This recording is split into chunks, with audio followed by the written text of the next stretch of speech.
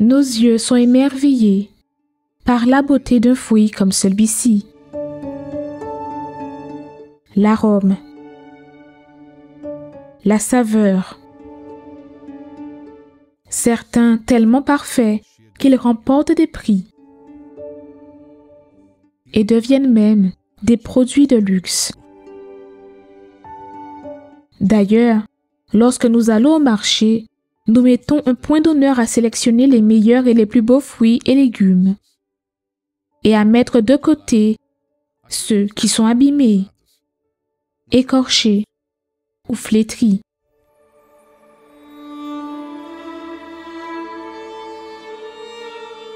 Mais que deviennent ceux dont personne ne veut? Qui ne les a jamais vus ainsi à la fin du marché? Jetés dans un coin, ignorés des passants.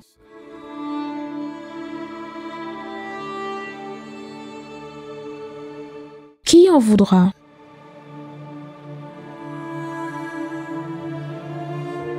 Contrairement à l'homme, Dieu est comme quelqu'un qui va à la fin du marché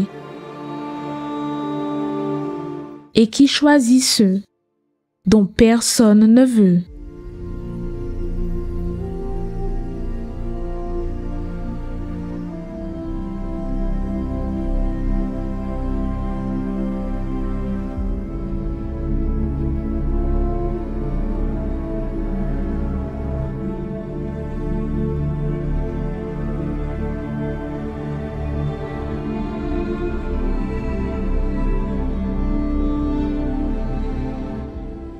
Dieu voit celui qui est blessé. J'ai vécu dans la rue durant 3 ans. Et dans la rue, j'ai affronté le plus grand défi de ma vie. Survivre. Survivre. Ce n'est pas facile. D'abord, j'ai été renversé. J'ai perdu mes 2 jambes dans cet accident. Mais j'ai survécu. J'ai survécu.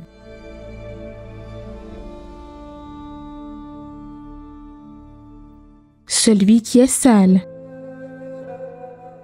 J'ai accueilli un client et je suis allée prendre une douche. C'est comme si vous étiez couché dans de la boue et que cette boue ne voulait pas sortir. Ce n'est pas juste prendre un bain et ça sort. C'est pire. Alors tout ce que je voulais, c'était que quelqu'un vienne là et me tue.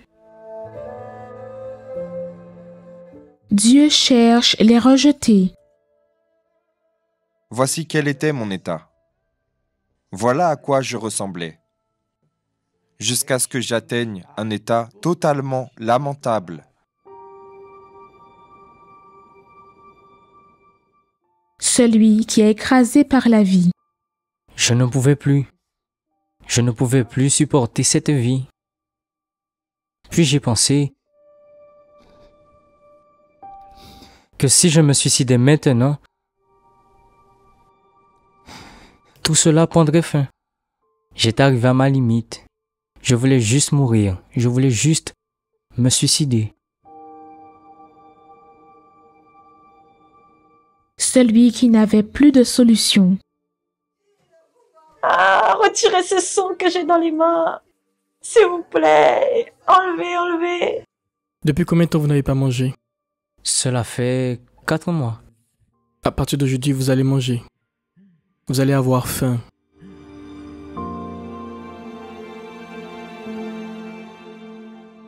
Certains demandent, « Mais Seigneur, pourquoi moi ?»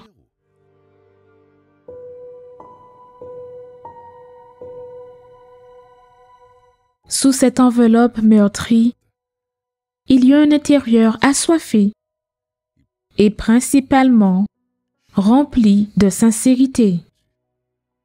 Et il y a un jour, Dieu, il m'a parlé. Je t'ai choisi, mon fils. Je t'ai choisi.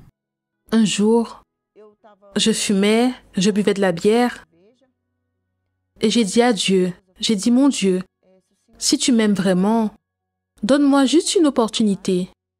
Change ma vie, change mon histoire. J'ai fait une prière à Dieu et j'ai vu et je vois encore aujourd'hui que Dieu m'a entendu. Je demandais une seule chose à Dieu, que je ne voulais plus être la personne que je déposais sur l'autel. Le Saint-Esprit est venu sur moi et ma vie n'a plus jamais été la même. Ne vous trompez pas. Souvent, ce qui est ainsi à vos yeux est comme cela à l'intérieur. Contaminé, empoisonné.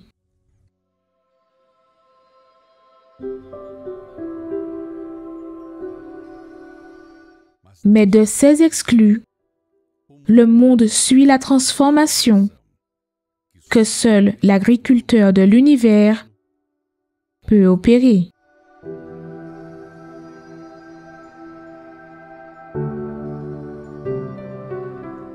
Il les amène à cet endroit. Et là, ils sont lavés.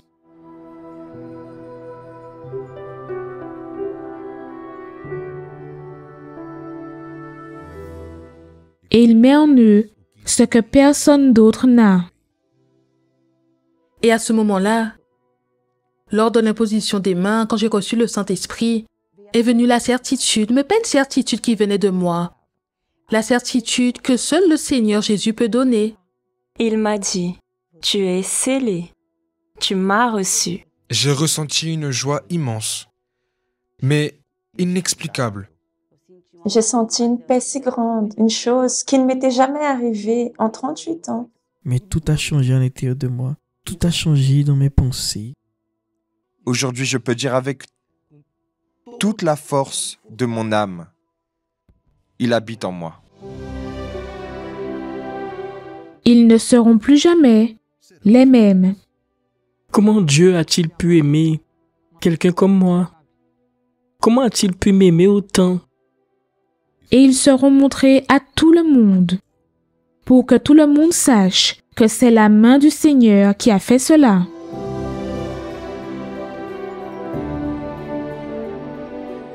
Nous avons encore beaucoup de choses à montrer ce mois-ci. Peut-être que les prochains témoignages de 2025 sont encore ici. Peut-être que vous êtes encore ici. Mais il est certain que les yeux du Très-Haut sont déjà sur eux. Et dans quelque temps, nous montrerons les nouveaux fruits qu'il a choisis au marché de ce monde.